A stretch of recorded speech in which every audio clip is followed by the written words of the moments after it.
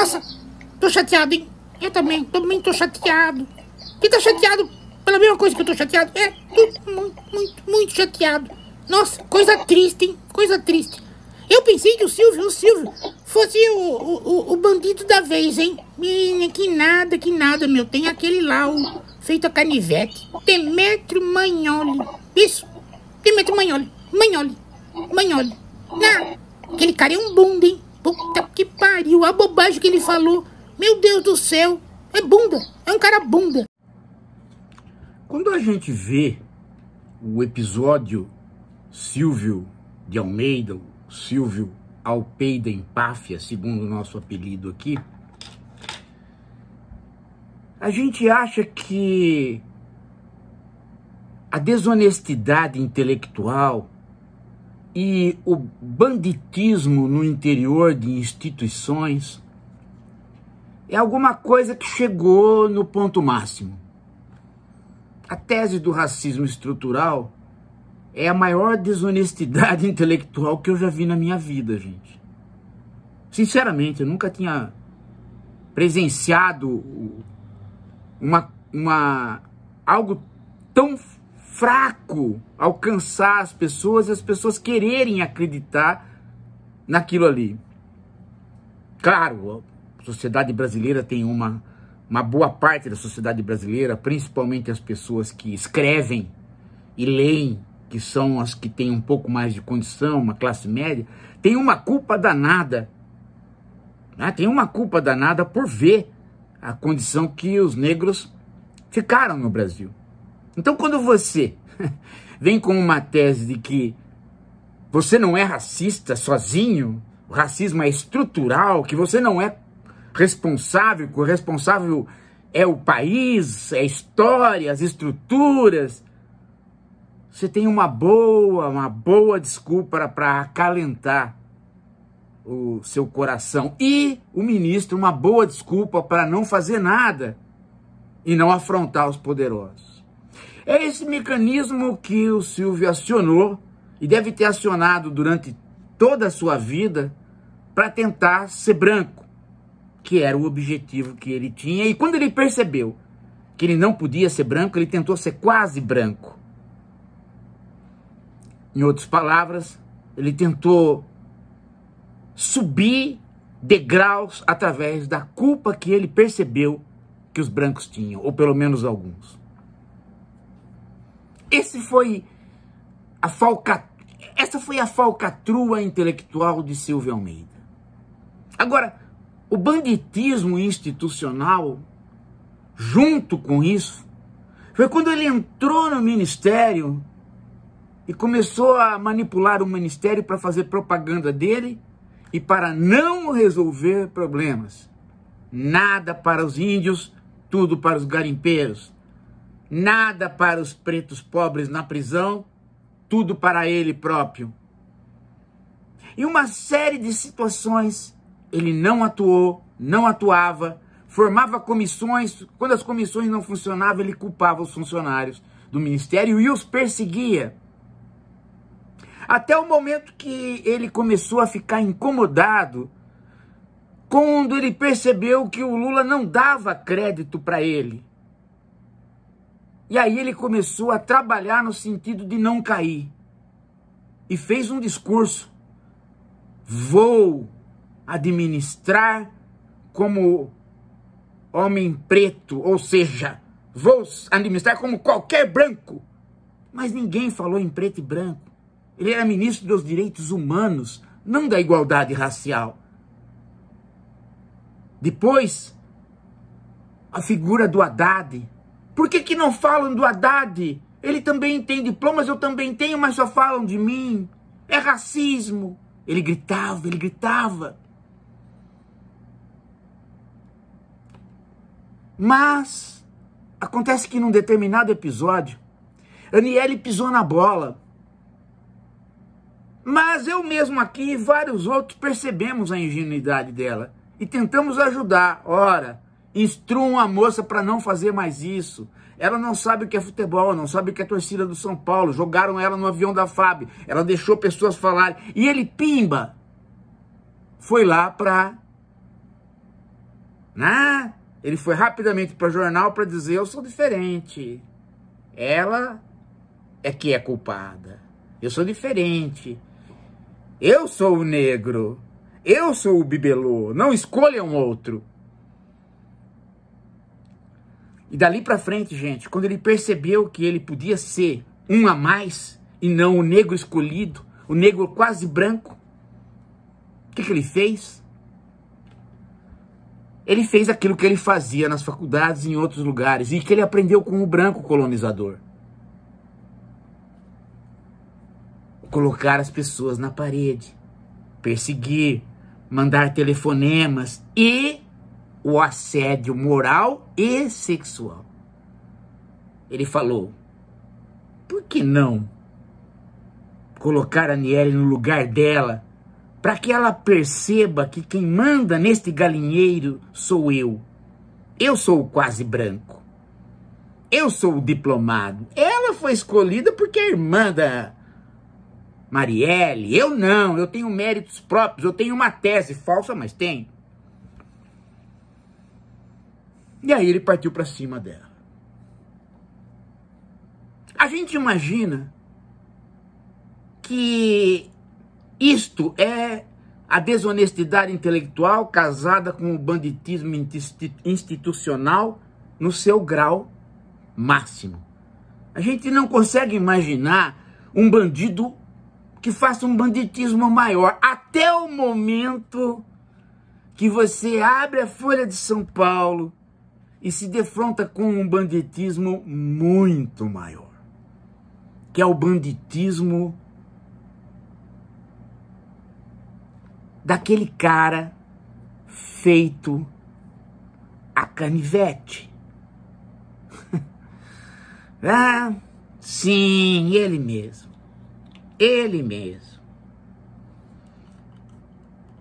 Demétrio Magnoli. O homem que lutou com todas as forças para se tornar famoso através da direita, que não queria de maneira nenhuma fornecer cotas, fazer integração com os negros. Ele estava muito contente com Silvio Almeida no ministério. Não fazia nada e era o que ele queria. E agora ele foi para o banditismo maior. Ele chegou ao máximo, gente. Ao máximo da sem-vergonhice que uma pessoa pode chegar. Eu li, e até agora, mesmo sabendo que é ele, que é um cara que não vale um tostão furado, não vale o que come, mesmo sabendo que é ele, que é Demétrio Magnoli, eu ainda não acreditei. Eu vou ler para vocês. Eu vou ler um parágrafo para vocês, eu vou ler. Eu vou ler porque eu preciso ler para eu mesmo poder ver que está escrito. Olha só. Olha só onde é que chega. Olha só. Ele escreveu vários pontos no ponto 4. No ponto 4 eu vou ler aqui na tela para vocês. Prestem bem atenção. Prestem bem atenção. Mulheres sujeitas a assédio por superiores temem denunciar judicialmente o agressor. Ótimo! Nossa, Demétrio Magnoli, falando uma frase justa para introduzir a injustiça. Contudo, não existia assimetria de poder entre Aniele Franco e Almeida. Por que então a ministra preferiu o caminho tortuoso da denúncia anônima ao Me Too à via cristalina do recurso ao sistema judicial?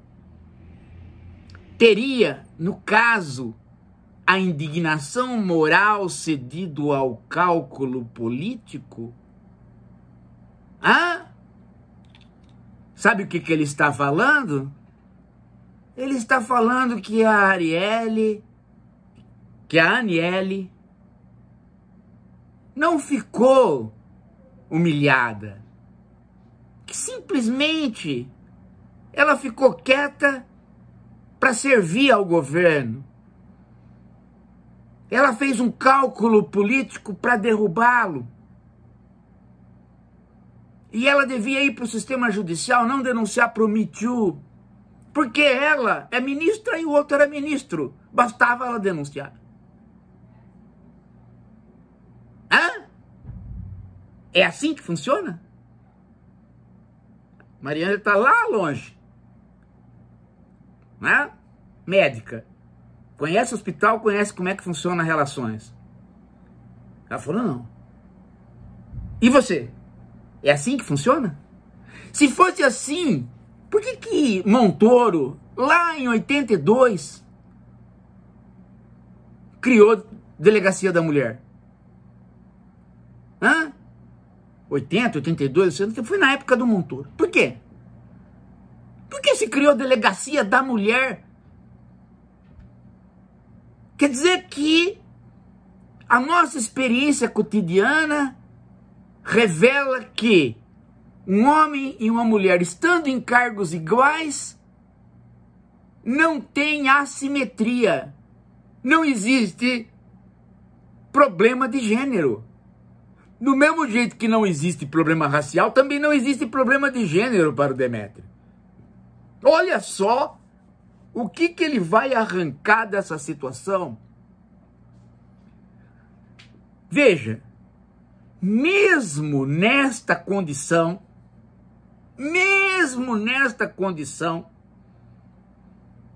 onde a Aniele ficou calada e passou aperto, mesmo nesta condição, o que aconteceu com a imprensa? Uma parte da imprensa está até agora chorando as pitangas pelo Silvio. Uma parte da imprensa começou a levantar questões de possível romance entre ela e o Silvio. E a direita fomenta outras palavras contra ela. Imagine ela denunciando o Silvio. A vida dela na justiça, o ministério, ela, o trabalho dela, o governo, tudo iria pelos ares, gente. Iriam simplesmente passar o tempo todo da disputa judicial tentando encontrar a culpa da vítima. Que é exatamente isto que ele está insinuando. Ele está insinuando que ela se aproveitou do Silvio para fazer política. A vítima é a aproveitadora. É exatamente o que está escrito aqui. Agora eu pergunto para você, precisa o banditismo do Silvio se você tem o banditismo de um Demétrio Magnoli? Não precisa. Se você chega pro demônio e fala, meu querido diabo, os humanos aprontaram mais uma. Quantas almas você quer levar? Ele pergunta, gente, quais humanos? Um tal de Silvio, ministro. A alma dele já é sua. E o diabo vai dizer,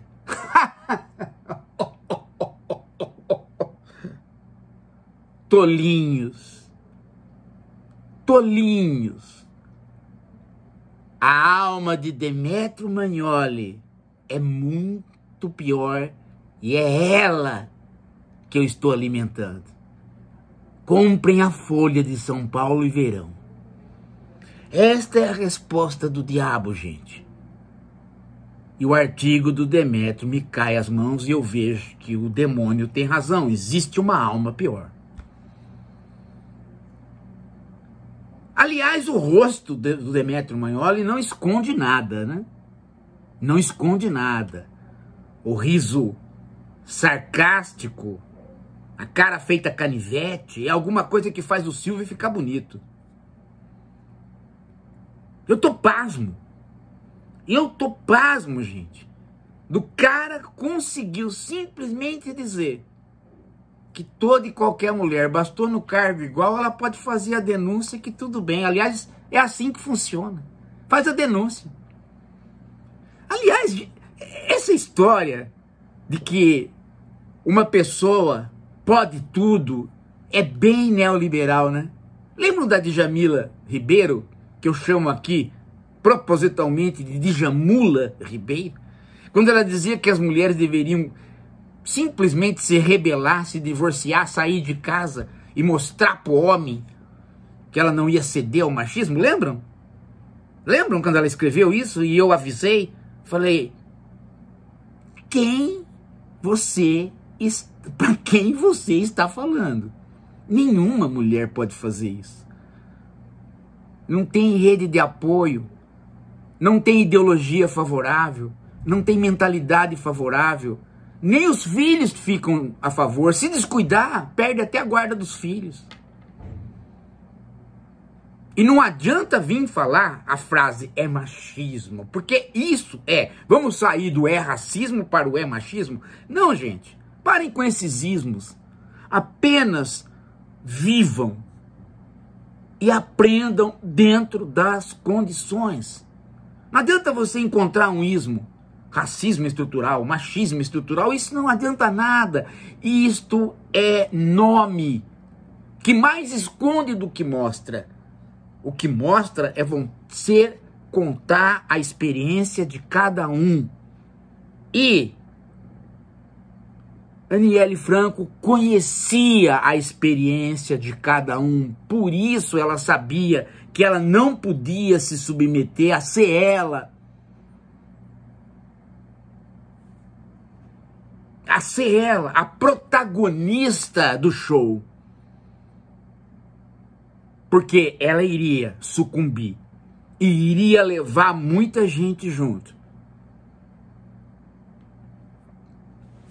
Mas uma vez vindo do exterior a denúncia, e uma vez caindo sobre o governo a denúncia, as pessoas tiveram que tomar uma posição e uma decisão. E Lula não pôde ficar esperando um processo judicial. Ele simplesmente teve que tomar uma decisão. E só havia este caminho. Não havia outro caminho. E todas as vezes que uma mulher for denunciar um homem, se ela tiver num cargo igual, ela sabe disso. Porque já aconteceu. E ela sabe que não adianta falar em feminismo, em machismo, em racismo, em pintismo, em xoxotismo, em qualquer ismo. O que vale é viver as experiências, analisar a experiência do outro e saber, se eu tomar atitude aqui, vai acontecer isto e aquilo. E ela sabia. Tanto é que mesmo, depois de tudo que aconteceu, o próprio Demétrio Magnoli aparece para dizer que a vítima fez jogo político, que a vítima fez cálculo. Que ela... Bom, então, segundo o Demétrio, ela devia entrar na justiça, virar culpada junto com ele, porque ele iria exatamente ser o cara que ia falar que ela era culpada, e tudo bem, e esperar o governo explodir. Ela não tinha outro caminho, gente. Até porque a reação do Silvio na sala do Lula, dizendo eu vou me vingar, mostra muito bem o que ele vinha fazendo no ministério. E agora aparecendo outros casos, e eu sei de muitos outros, comprova o comportamento dele. Demétrio não está interessado se o Ministério dos Direitos Humanos funciona. Demétrio não está interessado em nada a não ser ver a esquerda ruir, ver direitos humanos não existirem. Demétrio Magnoli está interessado só numa coisa: nele. nele e nele. Porque ele tem um problema muito parecido com o do Silvio. Ele precisa de um grande reconhecimento, como todo cara que vem da origem dele, da Libelu, da Liberdade de Luta trotskista, tem. Como este povinho, gente. Como este povinho, passa ano, entra ano, eles vão se revelando os mesmos ressentidos. Não é à toa. Não é à toa que das figuras na Folha de São Paulo que faz parzinho com ele para o público é a Cuca Pondé. Não é à toa. É porque ambos trabalham no sentido de derrotar o ser humano. Derrotar aquilo que pode ser chamado de esperança. A esperança é a maior inimiga do Pondé, do Magnoli, desse povo. E era também a esperança, era também a maior inimiga do Silvio.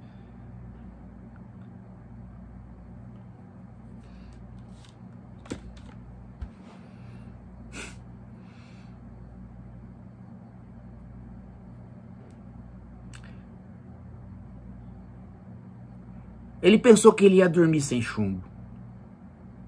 Mas a gente não deixa passar. Por isso, gente, o recado dos meus passarinhos não vai voar junto com eles. Vai voar talvez, mas voar baixo. Vai ficar bem próximo da terra, de nós. Escutem. Pois é. Demetrio Magnoli. Puta, esse cara é um crápula. É um crápula. Vamos comer alpiste, vai, gente. Vamos comer, que eu tô triste. Vamos comer. Eu não vou comer. Eu vou falar que ele é crápula. Puta merda. Quem que suporta esse Demetrio Magnoli? Ele merecia um cacete. Pois é, gente. Vamos comer alpiste. Não dá, né? Daqui a pouco a gente volta.